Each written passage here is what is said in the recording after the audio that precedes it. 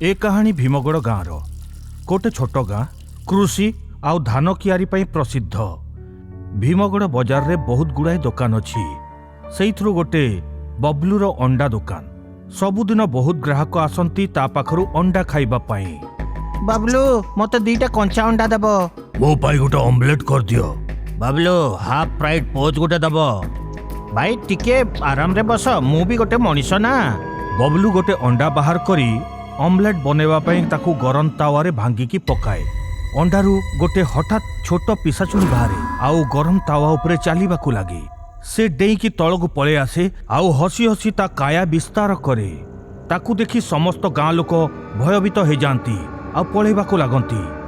से पिसाचुनी बबलूर गला चिपिकी ताकू सेठी मारी दिए आउ निज मुंडकू चारिआडे बुलेकी हसी हसी की कुहे, एबे दुनिया मोरा, मु तुम मानंकु अंडा खुआइबी। पिसाचिर अंडा आस मो पाखकु आस। पिसाचुनी को देखी गाँ लोक दौड़िबा आरंभ करती। पूरा बाजार नीरवतारे भरी ही जाए।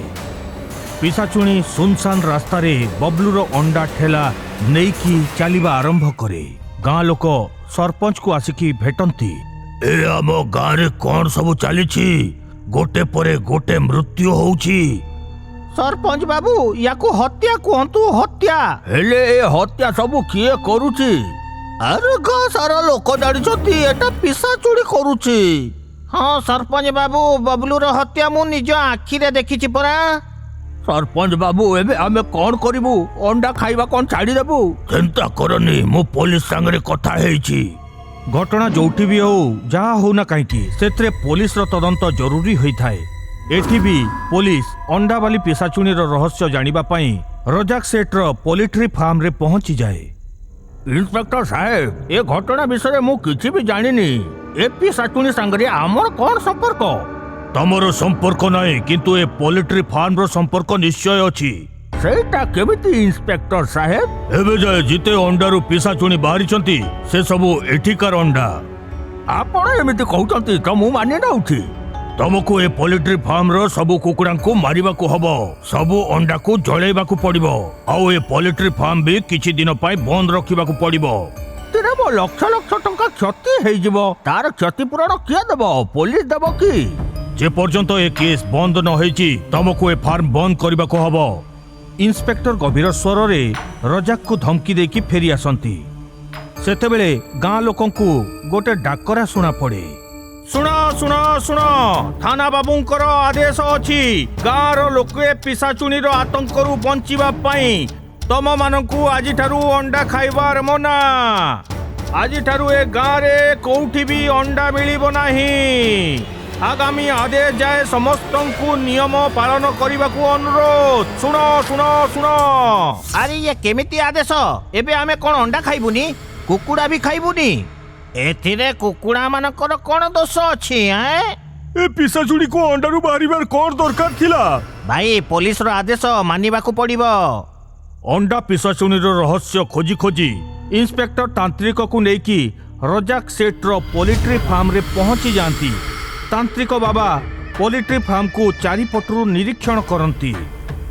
आउ गोटे यज्ञ करती। आउ यज्ञ रे निया लगाती।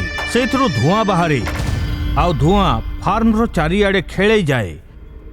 तांत्रिक बाबा यज्ञर धुआरे मंत्रर ध्वनि तीव्र कर दियंती। ए धुआं द्वारा पोल्ट्री फार्म रो कुकुड़ा माने छटपट हेबाकू लागंती। आउ तांको भितरू तीनिटी कुकुड़ा उड़ी उड़ी की बाहर को पलांती आउ निज रूप बदलै की पिसाचुनी हो जाती। दुई जन तांत्रिक निज शक्ति द्वारा तांको बंदी कर नियंती। तांको देखी समस्ते आश्चर्य हो जाती। इंस्पेक्टर, सरपंच, रजाक आउ गाँ लोक भी तांको पाखकू आसंती। कुकुड़ारू अंडा, अंडारू पिसाचुनी, ए रूप बदलैबा कला तुमे काहाटू शिखिछ? आमे पिसाची माने एते सहजरे मुह खोलुना। आमे किछि कहबुनी। जदि तुमे मुह खोलिबनी तेबे मारी देबी तुमको। कुह ए खेल पछरे किए अछि? आ तुमे गाँ लोकंकु हैरान काहे की करूछ? आमे काहाकू हैरान करूनु। ଲୋକଙ୍କୁ ମାରିବା ଆମର କାମ। ତେବେ ଠିକ ଅଛି, ଏବେ ମୋ ଖେଳ ବି ଦେଖ। ଦୁହି ତାନ୍ତ୍ରିକ ନିଜ ଶକ୍ତି ଦ୍ୱାରା ପିଶାଚୁଣୀଙ୍କ ଉପରେ ଆକ୍ରମଣ କରନ୍ତି। ତାଙ୍କ ଉପରେ ନିଆଁର ବର୍ଷା ହେବାକୁ ଲାଗେ ଆଉ ସେମାନେ ଜଳି ଉଠି ଚିତ୍କାର କରନ୍ତି। ରହିଯା, ମତେ ମାରନି, ମୁଁ ସବୁ କିଛି କହିଦେବି। ସେ ଖେଳ ପଛରେ ତମ ସରପଞ୍ଚର ହିଁ ହାତ ଥିଲା। ସରପଞ୍ଚ ହିଁ ଆମକୁ ଏମିତି କରିବାକୁ କହିଥିଲା। ନା ନା, ଏସବୁ ମିଛ। ମୁଁ ଏମିତି କିଛି ବି କରିନି। ଏ ପିଶାଚୁଣୀ ମାନେ ମିଛ କହୁଛନ୍ତି। ଇନ୍ସପେକ୍ଟର ସାର୍, ସରପଞ୍ଚକୁ ଧରି ନିଅନ୍ତୁ। Inspector ସରପଞ୍ଚକୁ arrest କରିନିଏ। ପିଶାଚୁଣୀ, ତୋ କାହାଣୀ ପୁରା କର। ସରପଞ୍ଚ ଏ ଗାଁରେ ନିଜର ପୋଲ୍ଟ୍ରି ଫାର୍ମ ଖୋଲିବାକୁ ଚାହୁଁଥିଲା। ଏଇଥିପାଇଁ ସେ ପିଶାଚୀ ମାନଙ୍କ ସହିତ ମିଶିକି ଏଇ ଷଡ଼ଯନ୍ତ୍ର ରଚିଥିଲା। ଆଉ ଏବେ ସରପଞ୍ଚର ଗୁମର ଖୋଲିଗଲା। ଏବେ ଆମକୁ ଯିବାକୁ ଦିଅ ତାନ୍ତ୍ରିକ। କେମିତି ଯିବାକୁ ଦେବି ପିଶାଚୁଣୀ? ତୁ ଏ ଗାଁରେ 3 ଲୋକଙ୍କର ହତ୍ୟା କରିଛୁ, ତାର ଶାସ୍ତି ତ ମିଳିବ ତୁମକୁ। ଦୁଇ ତାନ୍ତ୍ରିକ ମନ୍ତ୍ର ପଢି ନିଜ ନିଜ ଶକ୍ତି ଦ୍ୱାରା ପିଶାଚୁଣୀଙ୍କ ଉପରେ ପ୍ରୟୋଗ କରନ୍ତି ଆଉ ପିଶାଚୁଣୀ ମାନେ ଜଳିକି ଭସ୍ମ ହେଇଯାଆନ୍ତି। ଇନ୍ସପେକ୍ଟର ସରପଞ୍ଚକୁ ଗିରଫ କରି ଆଣେ ଆଉ ହାଜତରେ ଭର୍ତ୍ତି କରିଦିଏ। ରଜାକ ସେଠର ପୋଲିଟ୍ରି ଫାର୍ମ ପୁଣି ଚାଲିବା ଆରମ୍ଭ କରେ। ଭୀମଗଡ଼ ଗାଁ ଏବେ ଅଣ୍ଡା ପିଶାଚୁଣୀ ଭୟରୁ ମୁକ୍ତ ହେଇଯାଇଛି। ବଜାର ପୁଣି ଆଗ ଭଳିଆ ଭରପୁର ହେଇଗଲାଣି। ଗାଁ ଲୋକ ବହୁତ ଖୁସିରେ ଅଛନ୍ତି। ଏ କାହାଣୀ ଭୀମଗଡ଼ ଗାଁର। ଗୋଟେ ଛୋଟ ଗାଁ କୃଷି ଆଉ ଧାନ କିଆରି ପାଇଁ ପ୍ରସିଦ୍ଧ। ଭୀମଗଡ଼ ବଜାରରେ ବହୁତ ଗୁଡ଼ାଏ ଦୋକାନ ଅଛି। ସେଇଥିରୁ ଗୋଟେ ବବଲୁର ଅଣ୍ଡା ଦୋକାନ। ସବୁଦିନ ବହୁତ ଗ୍ରାହକ ଆସନ୍ତି ତା ପାଖରୁ ଅଣ୍ଡା ଖାଇବା ପାଇଁ। ବାବୁଲୁ, ମତେ 2ଟା କଞ୍ଚା ଅଣ୍ଡା ଦେବ। ମୋ ପାଇଁ ଗୋଟେ ଅମଲେଟ କରିଦିଅ। ବାବୁଲୁ, ହାଫ୍ ଫ୍ରାଇଡ୍ ପୋଚ୍ ଗୋଟେ ଦବ। ଭାଇ ଟିକେ ଆରାମରେ ବସ, ମୁଁ ବି ଗୋଟେ ମଣିଷ ନା।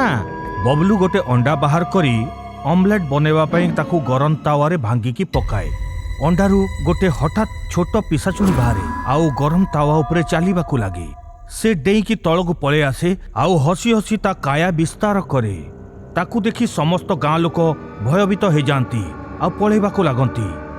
ସେ ପିଶାଚୁଣୀ ବବଲୁର ଗଳା ଚିପିକି ତାକୁ ସେଇଠି ମାରିଦିଏ ଆଉ ନିଜ ମୁଣ୍ଡକୁ ଚାରିଆଡ଼େ ବୁଲେଇକି ହସି ହସିକି କୁହେ,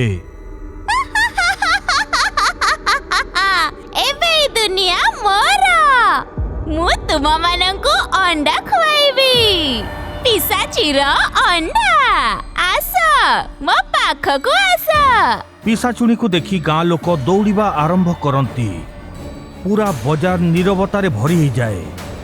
ପିଶାଚୁଣୀ ସୁନସାନ ରାସ୍ତାରେ ବବଲୁର ଅଣ୍ଡା ଠେଲା ନେଇକି ଚାଲିବା ଆରମ୍ଭ କରେ। ଗାଁ ଲୋକ ସରପଞ୍ଚକୁ ଆସିକି ଭେଟନ୍ତି। ଏ ଆମ ଗାଁରେ କଣ ସବୁ ଚାଲିଛି? ଗୋଟେ ପରେ ଗୋଟେ ମୃତ୍ୟୁ ହଉଛି। ସରପଞ୍ଚ ବାବୁ, ୟାକୁ ହତ୍ୟା କୁହନ୍ତୁ, ହତ୍ୟା। ହେଲେ ଏ ହତ୍ୟା ସବୁ କିଏ କରୁଛି? ଆରେ ଗାଁ ସାରା ଲୋକ ଜାଣିଛନ୍ତି ଏଟା ପିଶାଚୁଣୀ କରୁଛି। ହଁ ସରପଞ୍ଚ ବାବୁ, ବବଲୁର ହତ୍ୟା ମୁଁ ନିଜ ଆଖିରେ ଦେଖିଛି ପରା। ସରପଞ୍ଚ ବାବୁ, ଏବେ ଆମେ କଣ କରିବୁ? ଅଣ୍ଡା ଖାଇବା କଣ ଛାଡ଼ିଦେବୁ? ଚିନ୍ତା କରନି, ମୁଁ ପୋଲିସ ସାଙ୍ଗରେ କଥା ହେଇଛି। ଘଟଣା ଯୋଉଠି ବି ହଉ, ଯାହା ହଉନା କାହିଁକି, ସେଥିରେ ପୋଲିସର ତଦନ୍ତ ଜରୁରୀ ହୋଇଥାଏ। ଏଠି ବି ପୋଲିସ ଅଣ୍ଡାବାଲି ପିଶାଚୁଣୀର ରହସ୍ୟ ଜାଣିବା ପାଇଁ ରଜାକ ସେଠର ପୋଲିଟ୍ରି ଫାର୍ମରେ ପହଞ୍ଚିଯାଏ। ଇନ୍ସପେକ୍ଟର ସାହେବ, ଏ ଘଟଣା ବିଷୟରେ ମୁଁ କିଛି ବି ଜାଣିନି। ଏ ପିଶାଚୁଣୀ ସାଙ୍ଗରେ ଆମର କଣ ସମ୍ପର୍କ? ତମର ସମ୍ପର୍କ ନାହିଁ, କିନ୍ତୁ ଏ ପୋଲିଟ୍ରି ଫାର୍ମର ସମ୍ପର୍କ ନିଶ୍ଚୟ ଅଛି। ସେଇଟା କେମିତି ଇନ୍ସପେକ୍ଟର ସାହେବ? ଏବେ ଯାଏ ଯେତେ ଅଣ୍ଡାରୁ ପିଶାଚୁଣୀ ବାହାରିଛନ୍ତି ସେ ସବୁ ଏଠିକାର ଅଣ୍ଡା। ଆପଣ ଏମିତି କହୁଛନ୍ତି ତ ମୁଁ ମାନି ନେଉଛି। ତମକୁ ଏ ପୋଲିଟ୍ରି ଫାର୍ମର ସବୁ କୁକୁଡ଼ାଙ୍କୁ ମାରିବାକୁ ହବ। ସବୁ ଅଣ୍ଡାକୁ ଜଳେଇବାକୁ ପଡ଼ିବ। ଆଉ ଏ ପୋଲିଟ୍ରି ଫାର୍ମ ବି କିଛି ଦିନ ପାଇଁ ବନ୍ଦ ରଖିବାକୁ ପଡ଼ିବ। ମୋ ଲକ୍ଷ ଲକ୍ଷ ଟଙ୍କା କ୍ଷତି ହେଇଯିବ। ତାର କ୍ଷତିପୂରଣ କିଏ ଦେବ? ପୋଲିସ ଦେବ କି? ଯେ ପର୍ଯ୍ୟନ୍ତ ଏ କେସ୍ ବନ୍ଦ ନ ହେଇଛି ତମକୁ ଏ ଫାର୍ମ ବନ୍ଦ କରିବାକୁ ହବ। ଇନ୍ସପେକ୍ଟର ଗଭୀର ସ୍ୱରରେ ରଜାକକୁ ଧମକି ଦେଇକି ଫେରି ଆସନ୍ତି। ସେତେବେଳେ ଗାଁ ଲୋକଙ୍କୁ ଗୋଟେ ଡାକରା ଶୁଣା ପଡ଼େ। ଶୁଣ ଶୁଣ ଶୁଣ, ଥାନା ବାବୁଙ୍କର ଆଦେଶ ଅଛି। ଗାଁର ଲୋକେ ପିଶାଚୁଣୀର ଆତଙ୍କରୁ ବଞ୍ଚିବା ପାଇଁ ତମମାନଙ୍କୁ ଆଜିଠାରୁ ଅଣ୍ଡା ଖାଇବାର ମନା। ଆଜିଠାରୁ ଏ ଗାଁରେ କୋଉଠି ବି ଅଣ୍ଡା ମିଳିବ ନାହିଁ। ଆଗାମୀ ଆଦେଶ ଯାଏ ସମସ୍ତଙ୍କୁ ନିୟମ ପାଳନ କରିବାକୁ ଅନୁରୋଧ। ଶୁଣ ଶୁଣ ଶୁଣ। ଆରେ ଇଏ କେମିତି ଆଦେଶ? ଏବେ ଆମେ କଣ ଅଣ୍ଡା ଖାଇବୁନି? କୁକୁଡ଼ା ବି ଖାଇବୁନି? ଏଥିରେ କୁକୁଡ଼ା ମାନଙ୍କର କ'ଣ ଦୋଷ ଅଛି ଏ ପିଶାଚୁଣୀକୁ ଅଣ୍ଡାରୁ ବାହାରିବାର କ'ଣ ଦରକାର ଥିଲା? ଭାଇ ପୋଲିସର ଆଦେଶ ମାନିବାକୁ ପଡ଼ିବ। ଅଣ୍ଡା ପିଶାଚୁଣୀର ରହସ୍ୟ ଖୋଜି ଖୋଜି ଇନ୍ସପେକ୍ଟର ତାନ୍ତ୍ରିକକୁ ନେଇକି ରଜାକ ସେଠର ପୋଲିଟ୍ରି ଫାର୍ମରେ ପହଞ୍ଚି ଯାଆନ୍ତି। ତାନ୍ତ୍ରିକ ବାବା ପୋଲିଟ୍ରି ଫାର୍ମକୁ ଚାରିପଟରୁ ନିରୀକ୍ଷଣ କରନ୍ତି। ଆଉ ଗୋଟେ ଯଜ୍ଞ କରନ୍ତି ଆଉ ଯଜ୍ଞରେ ନିଆଁ ଲଗାନ୍ତି। ସେଇଥିରୁ ଧୂଆଁ ବାହାରେ ଆଉ ଧୂଆଁ ଫାର୍ମର ଚାରିଆଡ଼େ ଖେଳେଇ ଯାଏ। ତାନ୍ତ୍ରିକ ବାବା ଯଜ୍ଞର ଧୂଆଁରେ ମନ୍ତ୍ରର ଧ୍ୱନି ତୀବ୍ର କରିଦିଅନ୍ତି। ଏ ଧୂଆଁ ଦ୍ୱାରା ପୋଲିଟ୍ରି ଫାର୍ମର କୁକୁଡ଼ାମାନେ ଛଟପଟ ହେବାକୁ ଲାଗନ୍ତି ଆଉ ତାଙ୍କ ଭିତରୁ 3ଟି କୁକୁଡ଼ା ଉଡ଼ି ଉଡ଼ିକି ବାହାରକୁ ପଳାନ୍ତି ଆଉ ନିଜ ରୂପ ବଦଳେଇକି ପିଶାଚୁଣୀ ହେଇଯାଆନ୍ତି। 2 ଜଣ ତାନ୍ତ୍ରିକ ନିଜ ଶକ୍ତି ଦ୍ୱାରା ତାଙ୍କୁ ବନ୍ଦୀ କରିନିଅନ୍ତି। ତାଙ୍କୁ ଦେଖି ସମସ୍ତେ ଆଶ୍ଚର୍ଯ୍ୟ ହେଇଯାଆନ୍ତି। ଇନ୍ସପେକ୍ଟର, ସରପଞ୍ଚ, ରଜାକ ଆଉ ଗାଁ ଲୋକ ବି ତାଙ୍କ ପାଖକୁ ଆସନ୍ତି। କୁକୁଡ଼ାରୁ ଅଣ୍ଡା, ଅଣ୍ଡାରୁ ପିଶାଚୁଣୀ, ଏ ରୂପ ବଦଳେଇବା କଳା ତୁମେ କାହାଠୁ ଶିଖିଛ? ଆମେ ପିଶାଚୀ ମାନେ ଏତେ ସହଜରେ ମୁହଁ ଖୋଲୁନା। ଆମେ କିଛି କହିବୁନି। ଯଦି ତୁମେ ମୁହଁ ଖୋଲିବନି ତେବେ ମାରିଦେବି ତମକୁ। କୁହ, ଏ ଖେଳ ପଛରେ କିଏ ଅଛି ଆଉ ତୁମେ ଗାଁ ଲୋକଙ୍କୁ ହଇରାଣ କାହିଁକି କରୁଛ? ଆମେ କାହାକୁ ହଇରାଣ କରୁନୁ। ଲୋକଙ୍କୁ ମାରିବା ଆମର କାମ। ତେବେ ଠିକ ଅଛି, ଏବେ ମୋ ଖେଳ ବି ଦେଖ। 2 ତାନ୍ତ୍ରିକ ନିଜ ଶକ୍ତି ଦ୍ୱାରା ପିଶାଚୁଣୀଙ୍କ ଉପରେ ଆକ୍ରମଣ କରନ୍ତି। ତାଙ୍କ ଉପରେ ନିଆଁର ବର୍ଷା ହେବାକୁ ଲାଗେ ଆଉ ସେମାନେ ଜଳି ଉଠି ଚିତ୍କାର କରନ୍ତି। ରହିଯାଅ, ମତେ ମାରନି, ମୁଁ ସବୁ କିଛି କହିଦେବି। ସେ ଖେଳ ପଛରେ ତମ ସରପଞ୍ଚର ହିଁ ହାତ ଥିଲା। ସରପଞ୍ଚ ହିଁ ଆମକୁ ଏମିତି କରିବାକୁ କହିଥିଲା। ନା ନା, ଏସବୁ ମିଛ। ମୁଁ ଏମିତି କିଛି ବି କରିନି। ଏ ପିଶାଚୁଣୀ ମାନେ ମିଛ କହୁଛନ୍ତି। ଇନ୍ସପେକ୍ଟର ସାର୍, ସରପଞ୍ଚକୁ ଧରି ନିଅନ୍ତୁ। Inspector ସରପଞ୍ଚକୁ arrest କରିନିଏ। ପିଶାଚୁଣୀ, ତୋ କାହାଣୀ ପୁରା କର। ସରପଞ୍ଚ ଏ ଗାଁରେ ନିଜର ପୋଲ୍ଟ୍ରି ଫାର୍ମ ଖୋଲିବାକୁ ଚାହୁଁଥିଲା। ଏଇଥିପାଇଁ ସେ ପିଶାଚୀ ମାନଙ୍କ ସହିତ ମିଶିକି ଏଇ ଷଡ଼ଯନ୍ତ୍ର ରଚିଥିଲା। ଆଉ ଏବେ ସରପଞ୍ଚର ଗୁମର ଖୋଲିଗଲା। ଏବେ ଆମକୁ ଯିବାକୁ ଦିଅ ତାନ୍ତ୍ରିକ। କେମିତି ଯିବାକୁ ଦେବି ପିଶାଚୁଣୀ? ତୁ ଏ ଗାଁରେ 3 ଲୋକଙ୍କର ହତ୍ୟା କରିଛୁ, ତାର ଶାସ୍ତି ତ ମିଳିବ ତୁମକୁ। 2 ତାନ୍ତ୍ରିକ ମନ୍ତ୍ର ପଢ଼ି ନିଜ ନିଜ ଶକ୍ତି ଦ୍ୱାରା ପିଶାଚୁଣୀଙ୍କ ଉପରେ ପ୍ରୟୋଗ କରନ୍ତି ଆଉ ପିଶାଚୁଣୀ ମାନେ ଜଳିକି ଭସ୍ମ ହେଇଯାଆନ୍ତି। ଇନ୍ସପେକ୍ଟର ସରପଞ୍ଚକୁ ଗିରଫ କରି ଆଣେ ଆଉ ହାଜତରେ ଭର୍ତ୍ତି କରିଦିଏ। ରଜାକ ସେଠର ପୋଲିଟ୍ରି ଫାର୍ମ ପୁଣି ଚାଲିବା ଆରମ୍ଭ କରେ। ଭୀମଗଡ଼ ଗାଁ ଏବେ ଅଣ୍ଡା ପିଶାଚୁଣୀ ଭୟରୁ ମୁକ୍ତ ହେଇଯାଇଛି। ବଜାର ପୁଣି ଆଗ ଭଳିଆ ଭରପୁର ହେଇଗଲାଣି। ଗାଁ ଲୋକ ବହୁତ ଖୁସିରେ ଅଛନ୍ତି।